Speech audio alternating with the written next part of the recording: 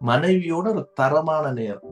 ஒவ்வொரு நாளும் மினிமம் 20 நிமிஷம் வைஃபோட குவாலிட்டியா டைம் ஸ்பெண்ட் பண்ணணும், அது வேற. ஆனா வாரத்துல ஒரு நாள் மினிமம் ஒரு 2-3 மணித்தியாலமாச்சு, இல்ல 1 மணித்தியாலம், 1 மணி நேரம் கொடுத்து பாரு உன்னை தேவன் உயர்த்துவாரு.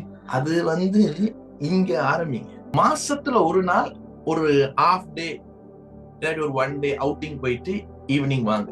உங்ககிட்ட பணம் நல்லா இருக்கு ஒரு அளவுக்குன்னா ஒரு 3 மாசத்துக்கு ஒருக்கா 1 டே ஒரு 2 பேரும் போய் ஸ்டே பண்ணிட்டு ஒரு ஹோட்டல்ல குவாலிட்டி டைம் ஸ்பெண்ட் பண்ணிட்டு வாங்க.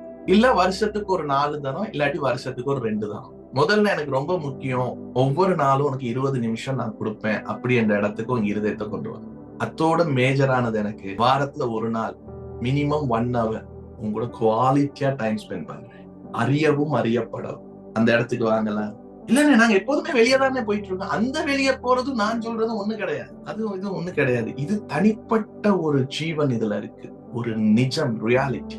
ரொம்ப ஜீவனா இருக்குங்க. அதை பேச பழகிட்டீங்கன்னா அதை விட மாட்டீங்க.